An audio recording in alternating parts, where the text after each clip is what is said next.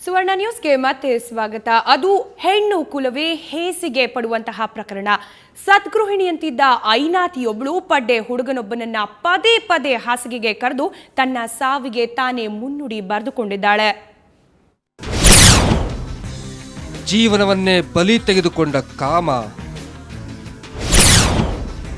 ಕಾಮದಾಹಕ್ಕೆ ಜೀವನಕ್ಕೆ ಶಿಕ್ಷೆ ತಂದುಕೊಂಡ ಯುವಕ.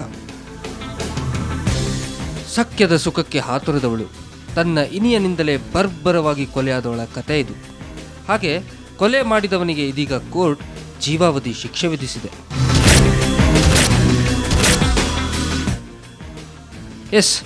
ಇವನೇ ಜೈಲು ಪಾಲಾಗಿರುವ ಆ ವಿದ್ಯಾರ್ಥಿ. ಹೆಸರು ಲಲನ್ ಕುಮಾರ್. ಮೂಲತಃ ಬಿಹಾರ್ ಮೂಲದ ಲಲನ್ ಸೋಲ್ದೇವನಹಳ್ಳಿಯ ಆಚಾರ್ಯ ಇನ್ಸ್ಟಿಟ್ಯೂಟ್ ಆಫ್ ಟೆಕ್ನಾಲಜಿ ಕಾಲೇಜ್ನಲ್ಲಿ MCA ವ್ಯಾಸಂಗ ಮಾಡ್ತಾ ಇದ್ದ. ಅದು 2010 ಡಿಸೆಂಬರ್ 17. ಬೆಂಗಳೂರಿನ ಪಿಣ್ಯ ಸಮೀಪದ ಭುವನೇಶ್ವರಿ ನಗರದಲ್ಲಿ ಲತಾ ಎಂಬ ಮಹಿಳೆಯ ಬರ್ಬರ ಕೊಲೆಯಾಗಿತ್ತು. ಆ ಕೊಲೆ ಮಾಡಿದ ಪಾತಕಿ ಇದೇ ಲಲನ್ ಕುಮಾರ್. ಅವರು ಮೂಲತಃ ಕಡೂರವರು, ಅಂದರೆ ಅವ್ರ ತಂದೆ ಚಿಕ್ಕಮಗಳೂರು. ಅವಳನ್ನ ಈ ಕಡೂರಿಗೆ ಮದುವೆ ಮಾಡಿಕೊಟ್ಟಿದ್ರು. ಅವಳ ಗಂಡ ಈ ಇಂಜಿನಿಯರ್ ಆಗಿದ್ರು, ಮಾದೇಶ್ ಅಂತೇಳಿ.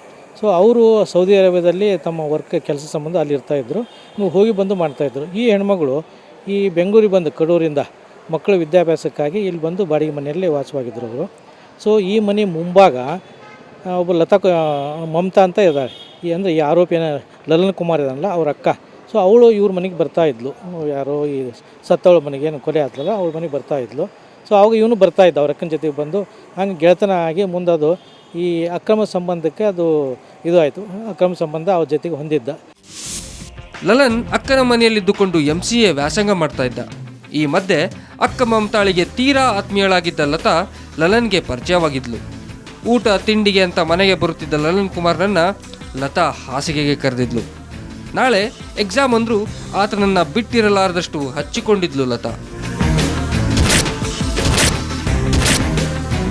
ಮಾರನೇ ದಿನ ಬೆಳಗ್ಗೆ ಲಲನ್ಗೆ ಎಕ್ಸಾಮ್ ಇದ್ರೂ ಆತನನ್ನ ಪುಸಲಾಯಿಸಿ ತನ್ನ ಮನೆಗೆ ಕರೆಸಿಕೊಂಡ ಲತಾ ಆತನ ಜೊತೆ ಹಾಸಿಗೆ ಹಂಚಿಕೊಂಡಿದ್ಲು. ಬೆಳಗಾದ್ರೆ ಎಕ್ಸಾಮ್ ಇದ್ದಿದ್ರಿಂದ ಓದೋಕೆ ಅಂತ ಹೊರಟು ನಿಂತವನ ಜೊತೆ ಮತ್ತೆ ಸಖ್ಯ ಬೆಳೆಸುವಂತ ಒತ್ತಾಯಿಸಿದ್ದಾಳೆ. ಅದಕ್ಕೆ ಲಲನ್ ಕುಮಾರ್ ಒಪ್ಪದಿದ್ದಾಗ ನಿನ್ನ ಮೇಲೆ ಅತ್ಯಾಚಾರ ಮಾಡಲು ಬಂದಿದ್ದ ಅಂತ ಕೂಗಿಕೊಳ್ಳೋದಾಗಿ ಹೆದರಿಸಿದ್ಲು ಲತಾ. ಅಷ್ಟಕ್ಕೆ ಭಯಗೊಂಡ ಲಲನ್ ಮುಂದೊಂದು ದಿನ ಈಕೆ ತನಗೆ ಮುಳುವಾಗೋದು ತಪ್ಪಿದ್ದಲ್ಲ ಅಂತ ಆಕೆಯ ಕುತ್ತಿಗೆಗೆ ಬಟ್ಟೆ ಬಿಗಿದು ಕೊಲೆ ಮಾಡಿದ್ದಾನೆ. ಅಕ್ರಮ ಸಂಬಂಧ ಅವ್ರ ಜೊತೆಗೆ ಹೊಂದಿದ್ದ. ಅವಾಗ ಏನು ಘಟನೆ ಆಯಿತು 17/12/2010 ಆಯಿತು. ಅದರಿಂದ ಒಂದು 6 ತಿಂಗಳಿಂದ ಅವಾಗ ಆ ಮನೆಗೆ ಹೋಗಿ ಬಂದು ಸಂಪರ್ಕ ಹೊಂದಿದ್ದವ. ಮುಂದೆ ಅವರ ಡಿಫ್ರೆನ್ಸ್ ಆಫ್ ಒಪಿನಿಯನ್ ಬಂತು. ಅವಳು ಸ್ವಲ್ಪ ಗಲಾಟೆ ಮಾಡಿದಾಗ ಅವಳು ಇವನಿಗೆ ಒಂದು ಹೆದರಿಕೆ ಆಗ್ತಾಳೆ. ನಿನಗೆ ಸಾರ್ವಜನಿಕವಾಗಿ ನಾನು ನಿನಗೆ ಮರ್ಯಾದೆ ತೆಗಿತೇನೆ ಹಾಗೆ ಹೀಗೆ ಅಂತ ಹೇಳಿ.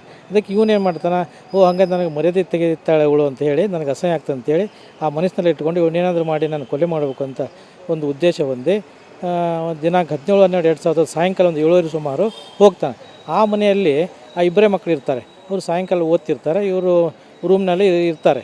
ಇದ್ದ ನಂತರ ಏನು ಮಾಡ್ತಾನೆ, ಇವನು ಒಂದು ಟವಲ್ನಿಂದ ಅವಳು ಒಂದು ಕುತ್ತಿಗೆಗೆ ಬಿಗಿದು ಇದು ಹಾಕ್ತಾನೆ, ಏನು ಉಸಿರು ಕಟ್ಟಿಸಿ ಸಾಯಿಸಿ ಹೋಗಿಬಿಡ್ತಾನೆ.